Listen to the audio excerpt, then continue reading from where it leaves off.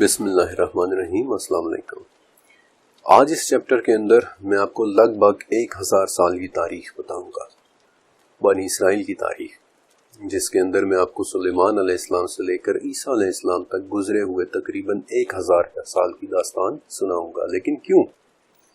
بنی اسرائیل کی تاریخ کا ہم سے کیا لینا دینا، ہم سے کیا تعلق؟ تو میں آپ کو یہ سب کیوں بتانے والا ہوں۔ حضرت عبداللہ بن عباس رضی اللہ تعالیٰ عنہ سے مروی ایک بہت اہم حدیث نبوی ہے کہ تم لوگ اپنے سے پہلے کے لوگوں کی پیروی ضرور کرو گے، بازو بر بازو، بالشت بر بالشت اور ہاتھ بر ہاتھ، یہاں تک کہ اگر ان میں سے کوئی گوہ کے بل میں گھسا تھا تو تم بھی ضرور گھسو گے، اور اگر ان میں سے کسی نے اپنی ماں کے ساتھ اعلانیہ بدفعلی کی تھی تو تم بھی کرو گے۔ صحابہ نے پوچھا کہ یا رسول اللہ صلی اللہ علیہ وسلم، کیا آپ یہودیوں اور عیسائیوں کے متعلق بات کر رہے ہیں؟ آپ صلی اللہ علیہ وسلم نے فرمایا کہ وہ نہیں تو اور کون؟ شاید اس حدیث سے آپ کو اندازہ ہو کہ ہم یعنی مسلمانوں کے لیے ان قوموں کے بارے میں جاننا کتنا ضروری ہے، کیونکہ ان قوموں کا ماضی ہمیں ہمارا حال دکھائے گا، ان کے انجام ہمارے لیے عبرت بنیں گے، اور ان پر آئی سزائیں ہمیں ہماری غلطیاں دکھائیں گی۔ میں چاہتا ہوں کہ آپ یہ چیپٹر غور سے سنیں اور سمجھیں کہ اللہ تعالیٰ نے انہیں ان کی بدعہدی کرنے پر کیسے ان پر اپنے ظالم بندے مسلط کر دیے تھے، اور پھر ہم اپنے گریبان میں جھانکیں گے کہ ہم نے کون سی بدعہدی کی اور ہم پر کون مسلط ہو گیا۔ اس پورے چیپٹر کے اندر آپ نے اس حدیث کو ضرور ذہن میں رکھنا ہے تاکہ ان کا ماضی دیکھ کر آپ بھی اپنے حال کا اندازہ کر سکیں۔ حضرت سلیمان علیہ السلام جب بیت المقدس کی تعمیر سے فارغ ہو گئے تو انہوں نے اپنی ایک تیسری دعا مانگی کہ یا اللہ، اس مسجد میں جو بھی آدمی نماز ادا کرے وہ گناہوں سے یوں پاک ہو جائے کہ جیسے وہ اپنی پیدائش کے روز تھا۔ اور آپ صلی اللہ علیہ وسلم فرماتے ہیں کہ ہمیں امید ہے اللہ تعالیٰ نے ان کی تیسری دعا بھی قبول کر لی ہوگی۔ لیکن یہ بیت المقدس کیا ہے؟ جس مسجد اقصیٰ کو میں نے اور آپ نے ٹی وی پر دیکھ رکھا ہے، اسے تو عمر بن خطاب رضی اللہ تعالیٰ عنہ نے بنوایا تھا، جبکہ سلیمان علیہ السلام نے تو یہ دعا عمر بن خطاب رضی اللہ تعالیٰ عنہ سے بھی 1500 سال پہلے مانگی تھی۔ چیپٹر کے اس حصے میں آپ کو بیت المقدس کے بارے میں بتاؤں گا کہ بیت المقدس ہے کیا، اسے کس نے بنوایا تھا اور یہ کیوں اتنی اہم ہے۔ یروشلم میں موجود الاقصیٰ، جس کا مطلب ہے دور کی جگہ، اس کا دوسرا نام ایلیا بھی ہے، اور اس جگہ کا نام کے ساتھ ذکر سورہ اسراء کی پہلی آیت میں ہے۔ پاک ہے وہ ذات جو اپنے بندے کو رات ہی رات میں مسجد حرام سے مسجد اقصیٰ لے گیا، جس کے آس پاس ہم نے برکت دے رکھی ہے۔ الاقصیٰ صرف ایک مسجد کا نام نہیں ہے، مسجد تو عمر بن خطاب رضی اللہ تعالیٰ عنہ نے بنوائی تھی۔ اس جگہ کی تاریخ اور اہمیت اس سے کہیں زیادہ پرانی ہے۔ ابو ذر رضی اللہ تعالیٰ عنہ نے آپ صلی اللہ علیہ وسلم سے پوچھا کہ یا رسول اللہ، روئے زمین پر سب سے پہلی مسجد کون سی بنی تھی؟ آپ صلی اللہ علیہ وسلم نے فرمایا مسجد الحرام یعنی کعبہ، جسے ابراہیم علیہ السلام نے بنایا تھا۔ ابو ذر نے پوچھا کہ پھر اس کے بعد؟ آپ صلی اللہ علیہ وسلم نے فرمایا مسجد ایلیا یعنی بیت المقدس، جس کی بنیاد پھر ابراہیم علیہ السلام کے پوتے یعقوب علیہ السلام نے رکھی تھی۔ ابو ذر رضی اللہ تعالیٰ عنہ نے پوچھا کہ یا رسول اللہ، ان دونوں کی تعمیر میں کتنا زمانہ گزرا؟ آپ صلی اللہ علیہ وسلم نے فرمایا کہ 40 سال۔ یعقوب علیہ السلام کے بعد ایک طویل عرصہ گزر گیا، آل یعقوب حضرت یوسف علیہ السلام کے پاس مصر چلی گئی، جس کے متعلق میں آپ کو بتا چکا ہوں، جہاں پھر وہ ایونچولی فرعونیوں کے غلام بن گئے تھے، اور اس کے بعد موسیٰ علیہ السلام نے بنی اسرائیل کو مصر سے نکالا اور یوشع بن نون تابوت سکینہ کو یروشلم لائے۔ داؤد علیہ السلام نے پہلی مرتبہ بنی اسرائیل کے 12 قبائل کو متحد کیا، یروشلم کو مرکزی شہر بنایا، اور پھر حضرت سلیمان علیہ السلام نے پہلی مرتبہ بیت المقدس کو عبادت کی جگہ مختص کیا اور تابوت سکینہ کو بیت المقدس یا پھر القدس میں رکھا۔ لیکن اس بیت المقدس کا ایریا کتنا بڑا ہے؟ بخاری، مسلم اور مشکات، ان تینوں میں حدیث ہے کہ معراج والے واقعے کے بعد، جس کے لیے نبی کریم صلی اللہ علیہ وسلم کو ایک ہی رات میں مسجد حرام سے مسجد اقصیٰ تک لے جایا گیا، قریش نے آپ صلی اللہ علیہ وسلم کو جھٹلا دیا کہ آپ جھوٹ بول رہے ہیں، اس لیے کہ کوئی ایک ہی رات میں مکہ سے یروشلم کیسے جا سکتا ہے۔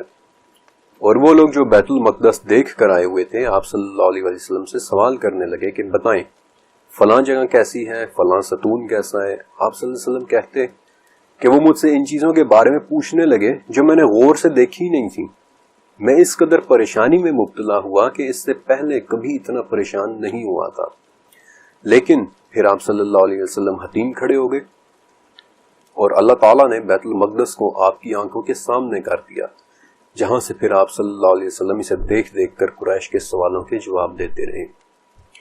ان احادیث سے اسکالرز یہ نتیجہ نکالتے ہیں کہ 37 ایکڑ پر پھیلی وہ پوری پہاڑی بیت المقدس ہے، جسے القدس بھی کہتے ہیں، جسے ایلیا بھی کہتے ہیں، جسے الاقصی کمپاؤنڈ بھی کہتے ہیں، جسے ٹیمپل ماؤنٹ بھی کہتے ہیں، وہ جگہ جس پر دنیا کے 3 سب سے بڑے مذاہب دعوے دار ہیں۔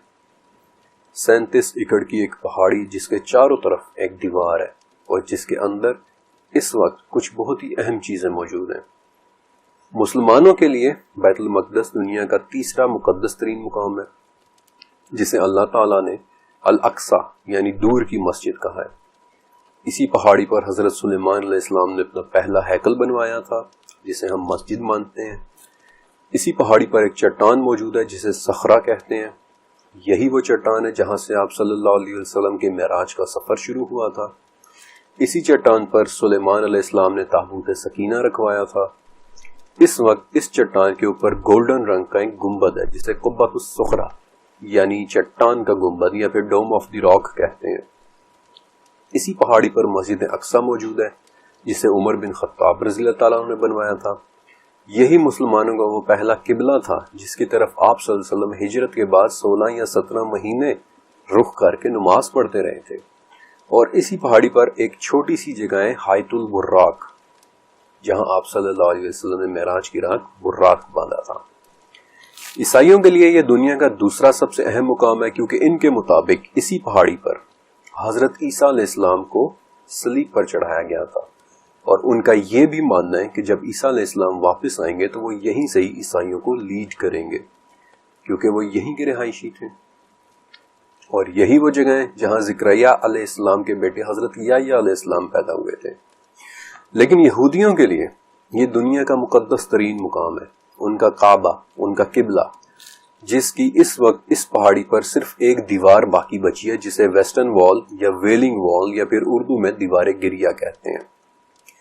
پوری دنیا کے یہودی اس کی طرف منہ کر کے عبادت کرتے ہیں، اس کے پاس کھڑے ہو کر توریت پڑھتے ہیں، اور 2000 سال سے اپنے اس گرے ہوئے قبلے کو، اپنے کعبے کو دیکھ کر روتے ہیں۔ اس پہاڑی پر وہ جوتے پہن کر نہیں جاتے۔ یہودیوں کے مطابق اس پہاڑی پر موجود چٹان وہ چٹان ہے جہاں ابراہیم علیہ السلام نے اپنے بیٹے کی قربانی دینا چاہی تھی۔ یہی وہ جگہ ہے جہاں یعقوب علیہ السلام نے اپنا خواب دیکھا تھا۔ یہی وہ جگہ ہے جہاں سے آدم علیہ السلام کی مٹی لی گئی تھی، اور یہی وہ جگہ ہے جہاں سلیمان علیہ السلام نے پہلا ہیکل بنوایا تھا۔ لیکن کیا واقعی یہ چٹان وہی جگہ ہے جہاں سلیمان علیہ السلام نے پہلا ہیکل بنوایا تھا؟ 1180 کے ایک جرمن ربی پیٹاکیا ریٹسبان اور 1400 کے ایک یونانی ربی ریمبون، یہ دونوں نام یہودیوں کے ٹاپ کے علماء میں سے ہیں، اور یہ دونوں لکھتے ہیں کہ ٹیمپل ماؤنٹ کی چٹان پر ایک بہت خوبصورت عمارت ہے جو بہت پہلے ایک عرب بادشاہ نے بنوائی تھی۔ یہی وہ جگہ ہے جہاں ہیکل ہوا کرتا تھا۔ اسی طرح 1488 کے ایک اٹالین ربی اوبیڈایا بیرٹنورا نے بھی اپنی تصنیف یروشلم کے خطوط میں لکھا ہے کہ یہی وہ چٹان ہے جس پر تابوت سکینہ رکھا تھا۔ عربوں نے اس پر ایک خوبصورت معبد تیار کیا ہے، اور وہ اس کی دل و جان سے حفاظت کرتے ہیں، اور یہ اس قدر محفوظ جگہ ہے کہ یہاں اندر جانا بھی منع ہے، اور اب عرب اسے صخرہ کہتے ہیں۔ لیکن تمام یہودیوں نے بیت المقدس اور اسپیشلی اس چٹان کے مسلمانوں کے پاس ہونے کو اتنا لائٹلی نہیں لیا۔ یہ جگہ یہودیوں کو اتنی عزیز ہے کہ 1217 میں اسپین کے ایک ربی جوڈال حریزی نے الاقصی اور الصخرہ کو دیکھ کر اپنی کتاب میں لکھا تھا کہ ہمارے مقدس ترین علاقوں پر ان باہر سے آنے والوں یعنی مسلمانوں کے بنے مندر دیکھ کر دل ٹکڑے ٹکڑے ہو جاتا ہے، اور اسی لیے 1967 میں جب یروشلم 2000 سال بعد بالآخر واپس اسرائیل یعنی یہودیوں کے پاس چلا گیا، تو IDF یعنی اسرائیل ڈیفنس فورس کے چیف ربی شلومو گورن نے جنرل عزی نارکس کو مشورہ دیا تھا کہ چٹان کے اوپر بنے قبہ یعنی ڈوم آف دی راک کو دھماکے سے اڑا دے، لیکن خدا جانے اس شخص کے دل میں کیا آئی کہ اس نے انکار کر دیا۔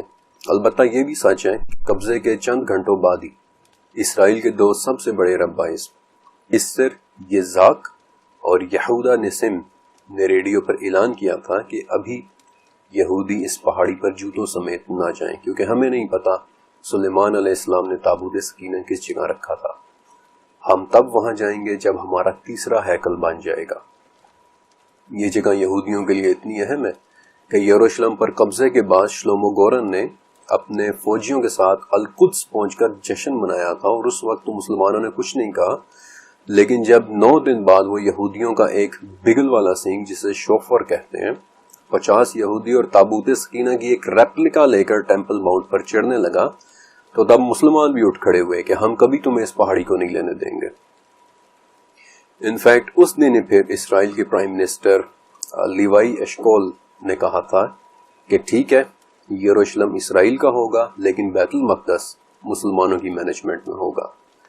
اسرائیل اس پہاڑی پر اپنا جھنڈا نہیں لہرائے گا، لیکن اس کی سیکیورٹی صرف اور صرف اسرائیل کے پاس ہوگی۔ اور آج حالانکہ یہودیوں کا سب سے مقدس مقام صخرہ چٹان ہے جس کے اوپر تابوت سکینہ رکھا ہوا کرتا تھا، لیکن فی الوقت انہیں صرف ویسٹرن وال کی حد تک ہی اپنی عبادت کرنے کی اجازت ہے، اور 1967 سے لے کر آج تک ایسا ہی ہو رہا ہے۔ یروشلم سٹی اسرائیل کے پاس ہے، لیکن بیت المقدس اردن کے اسلامک وقف کے انڈر آتا ہے۔ انفیکٹ قبۃ الصخرہ پر لگی یہ گولڈن ٹائلز جو دراصل 5000 سونے کی پلیٹیں ہیں، انہیں جارڈن کے شاہ عبداللہ نے اپنی جیب سے 15 ارب روپے دے کر لگوایا تھا۔ اس وقت الاقصی کمپاؤنڈ کے 11 دروازے ہیں، جن میں سے 10 دروازے مسلمانوں کے لیے اور صرف ایک دروازہ غیر مسلمز کے لیے۔ یہ تمام باتیں سن کر آپ کو اندازہ ہو رہا ہوگا کہ 37 ایکڑ کی یہ جگہ اس وقت دنیا کی سب سے متنازع ترین جگہ ہے۔ نہ مسلمان، نہ عیسائی اور نہ یہودی، کوئی بھی مذہب اس پہاڑی کو چھوڑنے پر کبھی راضی نہیں ہوگا۔ یہ وہ جگہ ہے جس کے لیے دنیا کے 3 بڑے اور سب سے پرانے مذاہب ایک دوسرے سے لڑ مرنے کو تیار ہے۔ لیکن یہ تمام باتیں تو صرف شروعات ہیں۔ ابھی تک میں نے آپ کو القدس کا صرف ایک تعارف کیا ہے، اس کے متعلق کچھ حیران کن باتیں بتانا تو ابھی باقی ہے۔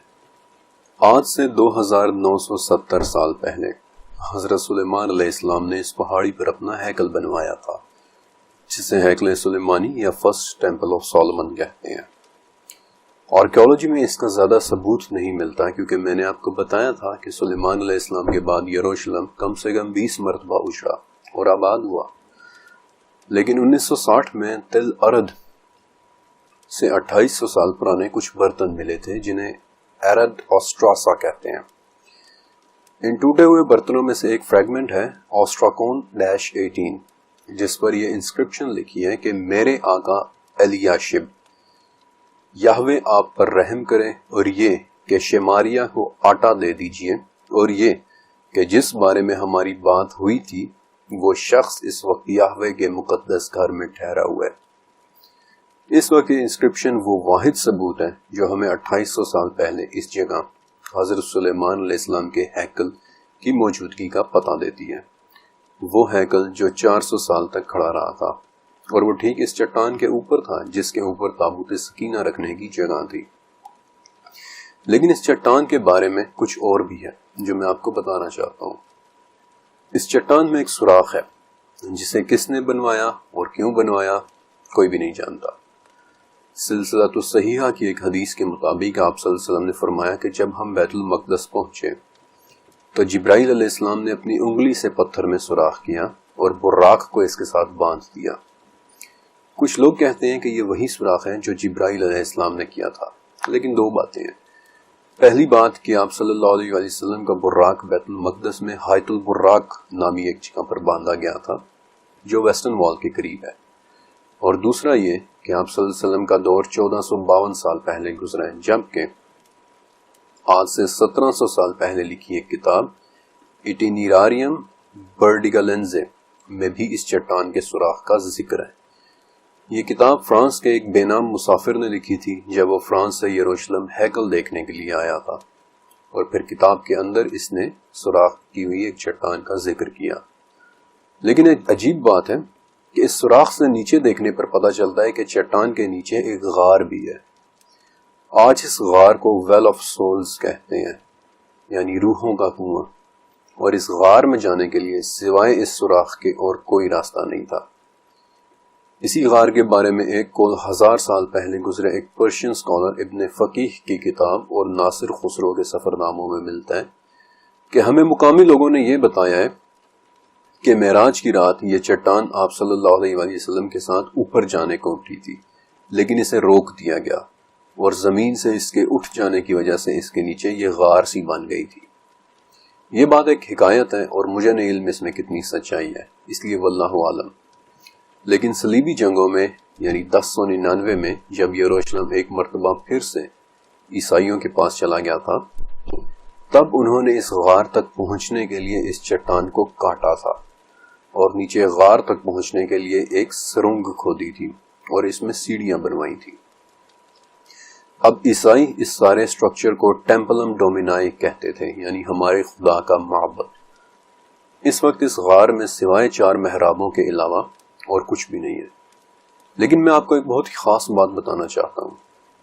میں نے آپ کو بتایا تھا کہ یہی وہ چٹان ہے جہاں تابوت سکینہ رکھا ہوتا تھا، اور 13ویں چیپٹر کے اندر میں نے آپ کو یہ بھی بتایا تھا کہ سلیمان علیہ السلام کے ہیکل بنانے کے 400 سال بعد بخت نصر نے یروشلم پر حملہ کر کے ہیکل سلیمانی کی اینٹ سے اینٹ بجا دی تھی، اور اس وقت تابوت سکینہ غائب ہو گیا تھا۔ کسی کو نہیں پتا چلا کہ وہ کہاں گیا۔ میں نے تابوت سکینہ کے متعلق کچھ پاسبل لوکیشن کے حوالے سے بھی آپ کو پچھلے چیپٹر میں بتایا تھا، لیکن ایک لوکیشن ایسی تھی جس کے حوالے سے میں نے آپ کو یہ بھی کہا تھا کہ وہ میں آپ کو بعد میں بتاؤں گا۔ آج سے 2100 سال پہلے ایک کتاب لکھی گئی تھی، دا بک آف میکابیز۔ یہ یہودیوں کی تاریخ اور کچھ بغاوتوں پر لکھی گئی ایک بڑی اہم کتاب ہے۔ اس کتاب میں ایک جگہ لکھا ہے کہ بخت نصر کے حملے کے وقت بنی اسرائیل میں موجود نبی کا نام جیرمیہ تھا۔ یہ وہ نبی ہیں جنہیں ہم اسلام میں ارمیہ کے نام سے جانتے ہیں۔ اس کتاب کے مطابق ارمیہ نبی نے حملے کے وقت تابوت سکینہ کو ایک غار میں چھپا دیا تھا۔ اب وہ غار ویل آف سولز تو نہیں ہے، یہ ہم جانتے ہیں، لیکن ویل آف سولز کے بالکل بیچو بیچ ایک گہرائی ہے، ایک ڈپریشن ہے۔ وہاں زمین بیٹھ رہی ہے اور یوں لگتا ہے کہ جیسے ویل آف سولز کے نیچے ایک اور غار بھی ہے، ایک اور چیمبر۔ کیا ارمیہ علیہ السلام نے تابوت سکینہ اس چیمبر کے اندر چھپا دیا تھا؟ کیا وہ اس وقت چٹان کے نیچے ایک غار میں چھپا ہوا ہے؟ شاید ہاں، شاید تابوت سکینہ اس وقت ویل آف سولز کے نیچے ایک غار میں ہے، لیکن اس وقت دنیا کی کوئی قوم اور کوئی ملک ایسا نہیں ہے جو وہاں خدائی کی ہمت کر سکے، کیونکہ اس جگہ خدائی کرنے کا مطلب ہے دنیا کے 3 بڑے مذاہب کے درمیان ایک کھلی جنگ کا اعلان۔ بہرحال حضرت سلیمان علیہ السلام کا بنایا ہوا پہلا ہیکل یا فرسٹ ٹیمپل 400 سال تک کھڑا رہا، اور پھر اس ہیکل سلیمانی کی اینٹ سے اینٹ بجا دی گئی۔ اسے دوبارہ کھڑا کیا گیا جو 420 سال تک قائم رہا، اور پھر دوبارہ اسے تباہ کر دیا گیا۔ انفیکٹ ان دونوں تباہیوں کا بنی اسرائیل کو پہلے ہی سے بتا دیا گیا تھا۔ سورہ اسراء، جس کا دوسرا نام سورہ بنی اسرائیل بھی ہے، اس کی 4 سے 7 آیت تک اللہ تعالیٰ نے بنی اسرائیل کی 2 فسادوں اور پھر ان کی 2 سزاؤں کا بتایا ہے۔ اگر آپ ان 4 آیات کو غور سے پڑھیں تو ان میں 1000 سال کی تاریخ چھپی ہے۔ سورہ اسراء، ہم نے بنی اسرائیل کے لیے ان کی کتاب میں کہہ دیا تھا کہ تم 2 مرتبہ زمین میں فساد کرو گے اور بہت ہی زبردست سرکشی کرو گے۔ ان دونوں باتوں میں سے پہلی کے پورے ہوتے ہوئے ہم نے تمہارے مقابلے میں اپنے طاقتور اور لڑاکے بندے بھیج دیے، اور وہ تمہارے گھروں کے اندر تک پھیل گئے، اور اللہ کا یہ وعدہ پورا ہونا ہی تھا۔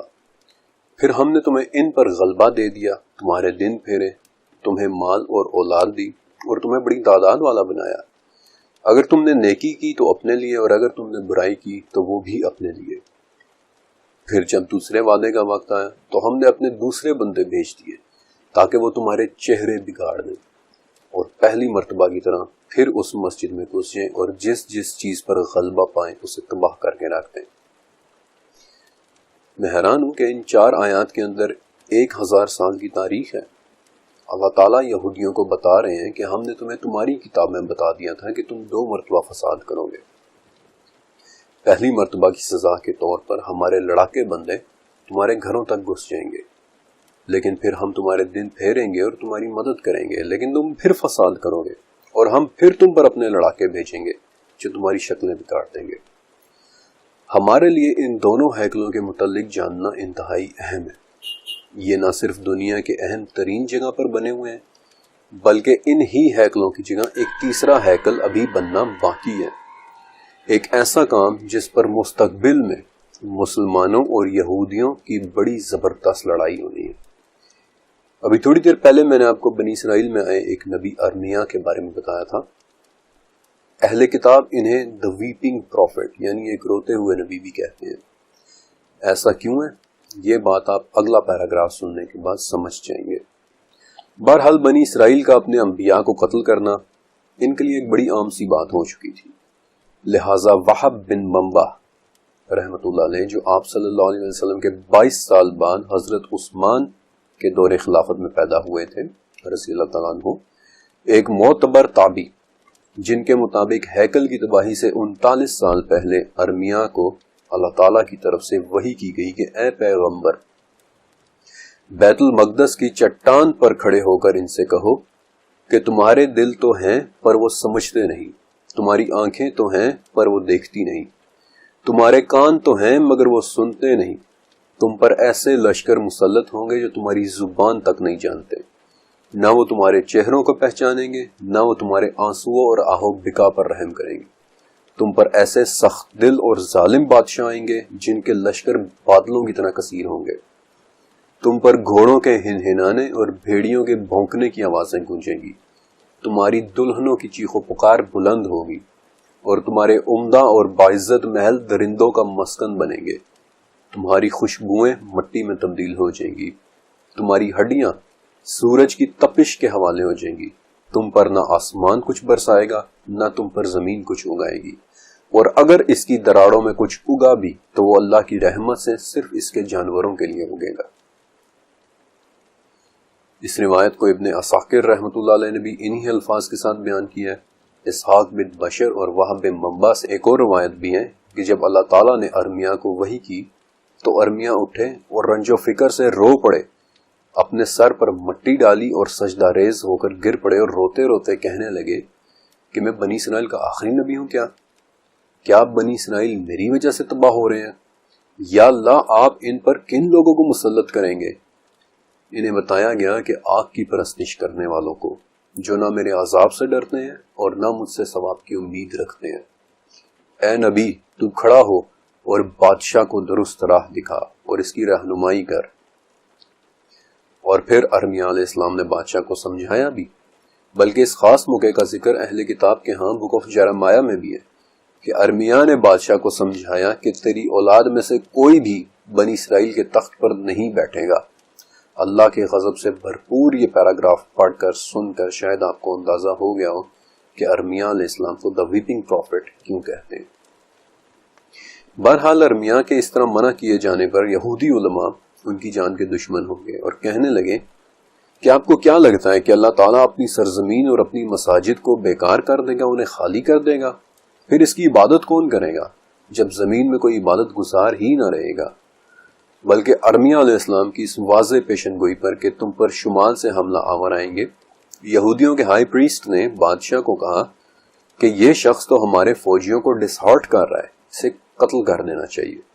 لہٰذا ارمیا علیہ السلام کو گرفتار کر کے ایک سسٹن میں ڈال دیا گیا، یعنی وہ زیر زمین جگہ جہاں پانی محفوظ کیا جاتا ہے، اور اس کا مقصد انہیں بھوک سے مارنا تھا، لیکن ایسا نہیں ہوا اور انہیں ایک شخص نے وہاں سے نکال لیا۔ لیکن پھر یروشلم پر وہ آفت ٹوٹی جو ان کے وہم و گمان میں بھی نہیں تھی۔ اب اس سے پہلے کہ میں آپ کو ہیکل سلیمانی کی پہلی تباہی کے بارے میں بتاؤں، میں چاہتا ہوں کہ آپ کو ان لوگوں کے بارے میں بھی بتا دوں جنہیں اللہ تعالیٰ نے اپنے طاقتور اور لڑاکے بندے کہا تھا، اور یہ لوگ ان 4 تہذیبوں میں سے سب سے آخری تہذیب تھے جو 2 دریاؤں کے درمیان کی سرزمین میں پیدا ہوئی تھی، بابل کے لوگ، بابل کا بخت نصر۔ بابل 2 دریاؤں کے درمیان کی سرزمین، 3900 سال پہلے آباد ہوا شہر جو اپنے بننے کے بعد صرف 200 سال کے اندر اندر دنیا کا سب سے بڑا شہر بن گیا تھا، دنیا کا پہلا شہر جس نے 2 لاکھ کی آبادی کراس کی۔ اور بابل کا لفظ بھی دراصل باب علم سے نکلا ہے، یعنی خدا کا دروازہ۔ اور اسی شہر بابل میں آج سے 2600 سال پہلے ایک بادشاہ گزرا، بخت نصر، یعنی کہ نیبوکڈنیزر، جس کا نام نہ صرف بیبلونین امپائر بلکہ تاریخ کے بڑے بادشاہوں میں شمار ہوتا ہے۔ میں نے آپ کو 9ویں چیپٹر یعنی حضرت ابراہیم علیہ السلام والے چیپٹر میں بتایا تھا کہ وہ دنیا ناموں کے علاوہ ٹائٹلز کی بھی دنیا تھی، اور بخت نصر کو ملے ٹائٹلز میں بابل کا بادشاہ، سمرہ اور آکیڈیا کا بادشاہ، یہاں تک کہ دنیا کا بادشاہ کا ٹائٹل بھی ملا ہوا تھا۔ مجاہد ابن جابر رحمۃ اللہ علیہ، جو 7ویں صدی کے ایک بہت بڑے مفسر اور تابعی تھے، کہتے ہیں کہ 4 بادشاہ ایسے گزرے ہیں جنہیں اس دنیا کے مشرق و مغرب میں حکومت ملی ہے۔ ان میں سے 2 بادشاہ ایمان والے تھے اور 2 کافر، حضرت سلیمان علیہ السلام اور حضرت ذوالقرنین ایمان والے، جبکہ 2 کافر بادشاہ نمرود اور بخت نصر تھے۔ وہ 43 سال تک بادشاہ رہا، اور سچ کہوں تو اس نے بڑی ہی عجیب بات پر غصے میں آ کر لڑائیاں اور جنگیں شروع کی تھیں۔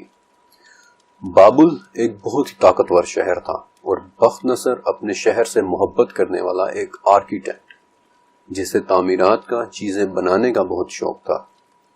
بابل کے کئی تعمیری پروجیکٹس کے پیچھے بخت نصر کا ہی نام ملتا ہے۔ مثلا اس وقت بابل کا نیلے رنگ کا مشہور اشتر گیٹ بخت نصر ہی نے بنوایا تھا، جس پر بنے بیل بابل کے خدا حداد اور شیر دیوی اشتر کی علامتیں ہیں۔ بخت نصر نے ہی ہینگنگ گارڈنز آف بیبلون یعنی بابل کے لٹکتے باغات بنوائے تھے، کیونکہ اس کی بیوی ایمیٹس آف میڈیا پرانے ایران کے ایک ایسے علاقے سے تعلق رکھتی تھی جو نہایت ہرا بھرا تھا۔ وہ ایک سرسبز جگہ پلی بڑی تھی، اور اسے اپنے گھر کی زیادہ یاد نہ آئے، اس لیے بخت نصر نے بابل میں اپنے محل کے گرد جگہ جگہ دیواروں کے ساتھ اس طرح سے درخت، پودے اور بیلیں لگوائی تھیں کہ دور سے دیکھنے پر لگتا تھا کہ جیسے لٹکتے ہوئے باغات ہوں۔ یہ اس قدر حیرت انگیز چیز تھی کہ ہینگنگ گارڈنز آف بیبلون کا شمار قدیم دنیا کے 7 عجائبات میں ہوتا تھا، بلکہ اسٹریبو جیسے مورخ تک نے اپنی کتابوں میں ان کا ذکر کیا ہے۔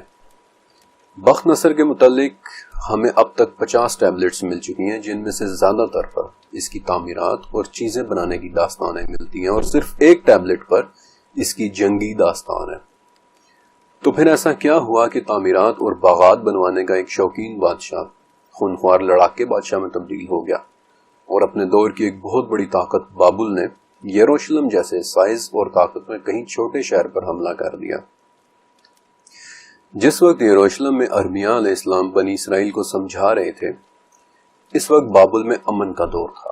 انفیکٹ اتنا پرامن دور کہ بابل کے لوگ بخت نصر کو کاغذ کا شیر کہنے لگ گئے تھے، کہ جو ملک سے باہر جا کر لڑائیاں کرتا ہی نہیں ہے۔ اور یہ باتیں اتنی مشہور ہوئیں کہ بخت نصر کو بغاوت کا ڈر پیدا ہو گیا تھا، اور یہ وہ وقت تھا جب بخت نصر نے لوگوں کو اپنی طاقت دکھانے اور اس وقت دنیا کی سپر پاور یعنی مصر کے فرعون سے لڑنے کا فیصلہ کیا، تاکہ لوگ اسے ایک دلیر اور لڑاکے بادشاہ کے طور پر یاد رکھیں۔ بابل سے بخت نصر کی ملٹری پاور نکلی، اور مصر سے اس وقت کے فرعون نیکو II کی ملٹری پاور نکلی، اور تب بیٹل آف کرچمیش ہوئی تھی، جو آج کے شام اور ترکی کے بارڈر پر رقہ کے قریب ایک جگہ بنتی ہے۔